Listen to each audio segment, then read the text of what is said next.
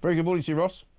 Good morning, Mike. I think the world will agree with you on this one because I think people are sick to death of the numbers of people who are now currently not working, who obviously could. We know there's a huge tranche of young people who are not even looking for work.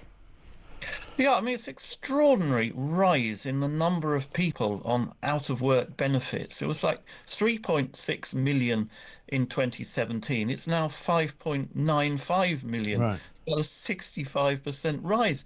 And all that began before COVID, by the way. And it sort of coincided with people being switched onto universal credit, and which, was supposed to achieve the opposite, was supposed to make work pay. Yes. And then, come COVID, of course, what happened was that all the work capability assessments by which people are, well, the name is self-explanatory, isn't it?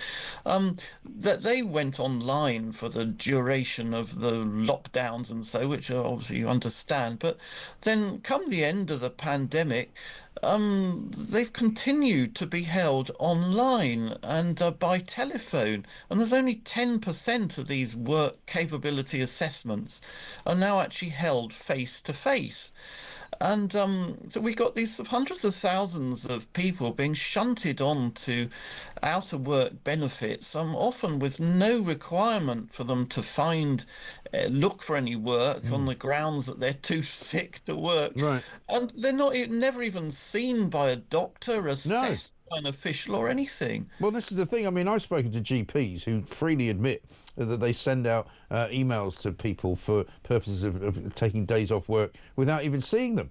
They just ring up and say, we'll send them an email and say, I'm not feeling very well. And they just sign them off for 5 days.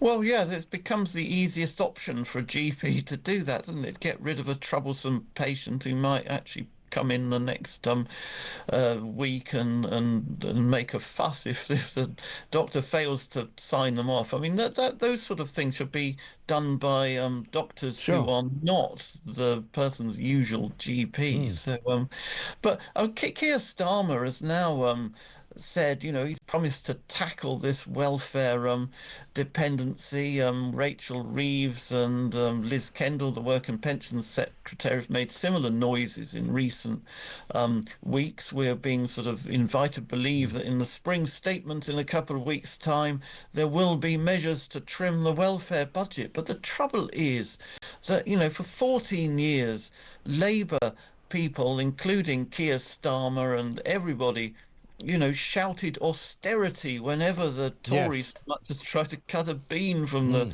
benefits bill. And does anyone really believe that they will now tackle the welfare problem properly? Well, exactly right. And also Robert Jenrick's in the papers this morning saying basically that they will be running into trouble from their own making of their own economy as well, because with the new national insurance increases coming in April, more companies will be laying people off. More companies will be going to say, people that work part-time, we don't really want you working part-time anymore, so we're going to let you go. They're going to avoid paying the money, and they're going to be putting more people on the dole. And with the same hand, the Labour government are saying we're going to sack thousands of civil servants in Operation Chainsaw, which they've rather unusually called it.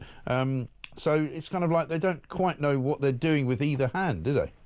No, and of course the other factor is this employment rights bill, which is going to make it very much less attractive to employ people. On one hand, they say they want to offload civil servants, but on the other hand, they're sort of going to strengthen these employment tribunals and so on, which is going to sort of embolden all the unions and make it far more difficult to trim jobs. Yes, absolutely right. And of course, the problem when you have this many people and this big of a system, as they found out in America with Donald Trump's rather amusing inauguration speech, where he said that there are people who are supposedly 200 years old still in receipt of their sort of benefit money, and we'll probably have the same problem here. There'll be thousands and thousands of people who don't even live anymore who are still getting paid somehow.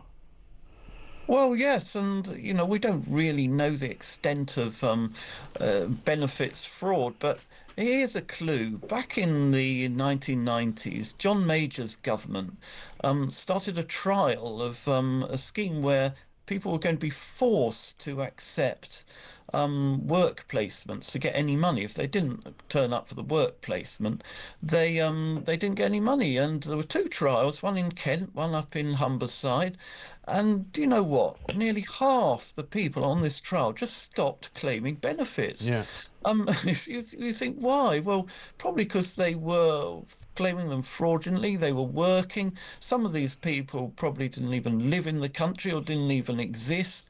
I mean, it exposed a sort of massive scam. But and you think, well, why has no government repeated that experiment in the years since? I mean, just rather than hand money out to people who never have to even present themselves to a benefits office or something. Right. You put people on compulsory work placements, make them actually turn up and then pay them. And if they don't turn up, you don't pay them. And that, if we did that, we would trim the welfare bill massively, to judge by that 1990s experiment. Well, you would think, wouldn't you? And there are seemingly ways of doing it, but whether or not they've got the nous or the wherewithal to make it happen remains to be seen. My confidence level is not high, I'm afraid, on this one. Ross, thanks very much indeed. Ross Clark, columnist at The Sun.